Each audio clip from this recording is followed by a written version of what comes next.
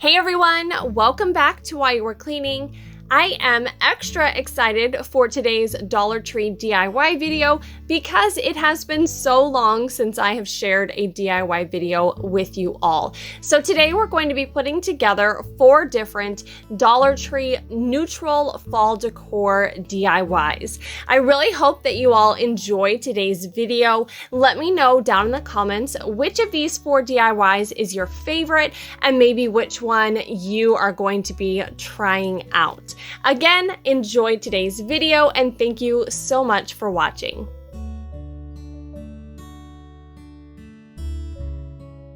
To start off my first DIY, I am going to be using this Harvest Decor in these pumpkin shapes. And this was near kind of the table items at my store, so I think it's kind of considered a table scatter. And I'm going to be spray painting these. So I went ahead and just laid them out on a flat surface, and then I hit them with a primer first, and then I kind of ran out of primer, so I just used up what I had. And then after that, I went ahead and spray painted them with a white spray paint. And I did use this Rust-Oleum 2x flat white spray paint color. It did take 2 or 3 coats to cover these up because of their glossy finish. For a background on my project, I'll be using this black faux leather. You could use any sort of other fabric that you find there in the store or paper as a background. And I'm going to be covering the back of this frame with that faux leather. Again, you could use a different frame that you're able to find there in the store as well. These are just some decor pieces that I picked up earlier this year. They also have them in some fall designs. So I'm just kind of measuring out my faux leather here so that it can cover the back of this frame. Once I measured what I needed, I cut out a square of this leather, and then I realized later on that the back does come off of this frame, so I could have just used that inside piece to measure what I needed, but now I know, and now you know, so that you can do it a little bit easier than I did. But then I just used my hot glue gun to glue the leather down in place. I only glued it around the edge of this square and then just replaced it back into the frame. Now I'm going to be adding these pumpkins into the frame in a 3x3 grid pattern. I really like the way that this looks. They do also have, instead of these pumpkins, they have some acorns that you might be able to do a project like this with, or you could even use more pumpkins and do a larger frame. And of course, you can change up the colors. I was just trying to keep everything neutral in this video.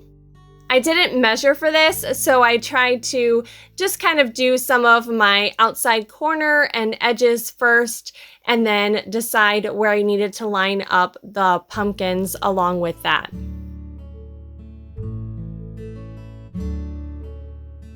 And here's how that project looks all finished. I really like the neutral color palette on this. I also think these pumpkins would be great for some other little projects as well. And then you can lean this up like I have it here or hang it on the wall.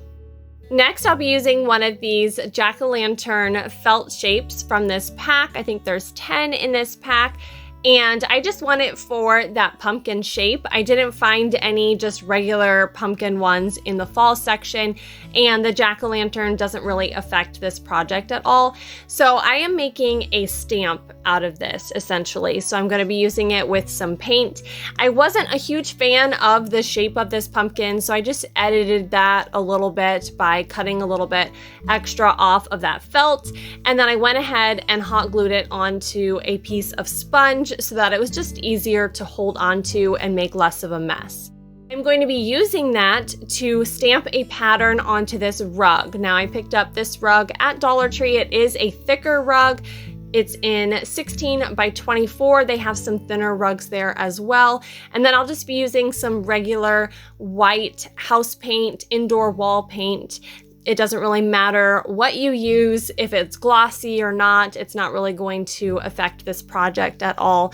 And I just dipped my stencil into the paint, and then I'm just making sure all of the edges are pressed down onto the rug.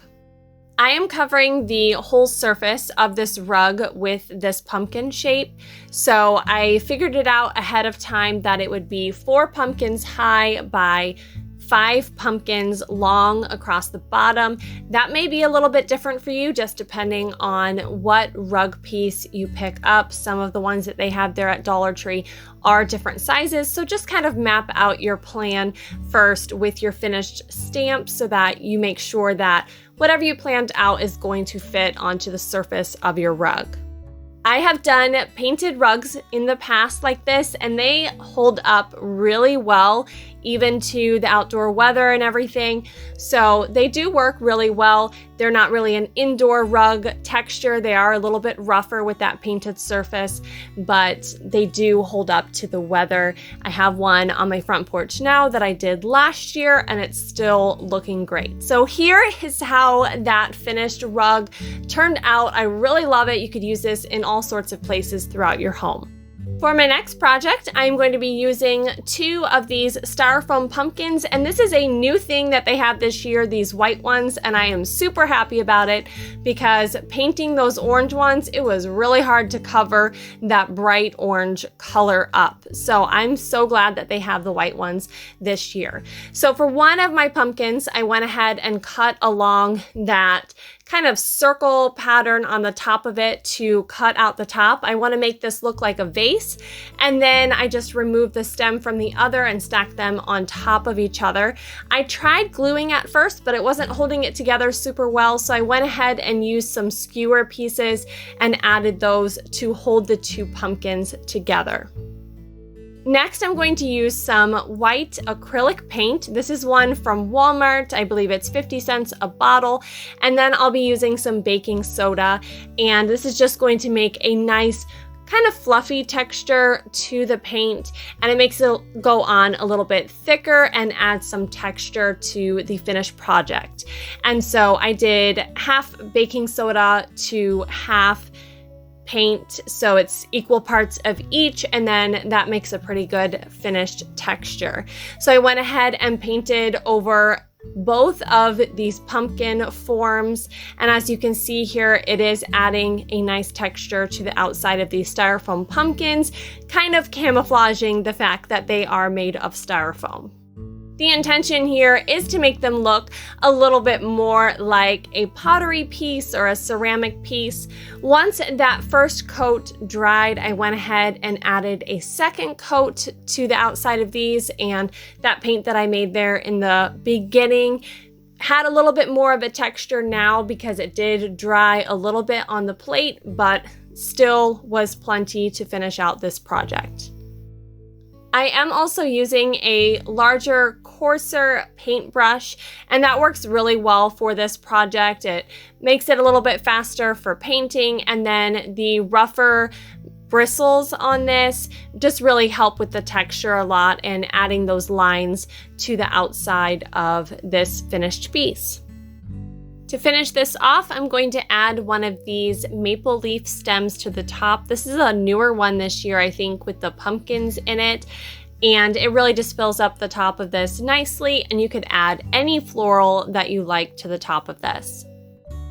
I really love the way that this one turned out. And again, you could do any colors with it that you would like, but I really do enjoy the more neutral palette of this finished project. Lastly, we'll be putting together a wreath, and I'll be using one of these willow wreath forms.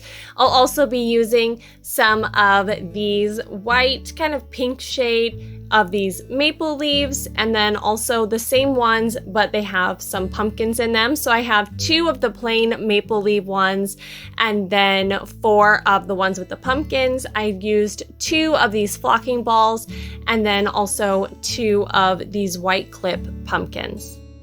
I love these willow wreath forms for making wreaths. It's very simple to just push the branches right in between the branches on the wreath, and it holds them in place really well. And so that is why I enjoy using them. You can take the wreath back apart later, reuse the wreath form if you want. So it's just one of my favorite ones to use. I was in the middle of filming and my kitty came to try and help me out. So he is in some of my clips. So I just wanted to show you him there up on my desk. Adding these branches around my wreath, I did do one without the pumpkins, two with the pumpkins, one without, and then two with the pumpkins again. And then once you have all of those onto the wreath and nice and secure on there, you can come back and you can just take the tops of some of these branches and push them back into the wreath as well.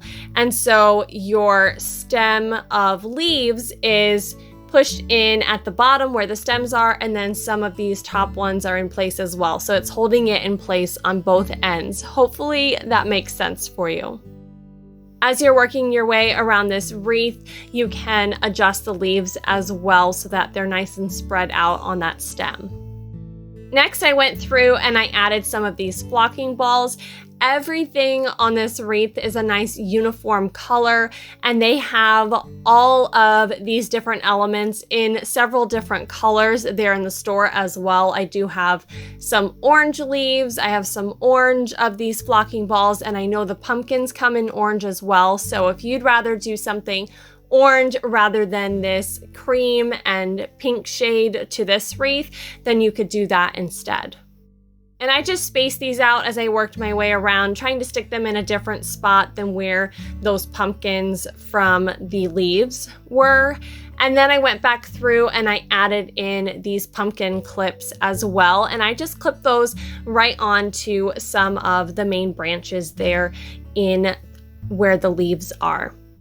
Again, I tried to space those out from where the other pumpkins were on the wreath. And here's how that finished wreath turned out. I really love the way that this one looks with these colors. As soon as I saw these new leaves out in the store this year, I knew that I needed to make a wreath with them and that it would just be so pretty. So I'm very happy with how this one turned out. I hope that you all have enjoyed today's video. Again, let me know down in the comments which are your favorites of these DIYs, and keep an eye out later in the week. Hopefully I will be able to get another video up for you on Saturday so you can see some more fall DIYs. Bye!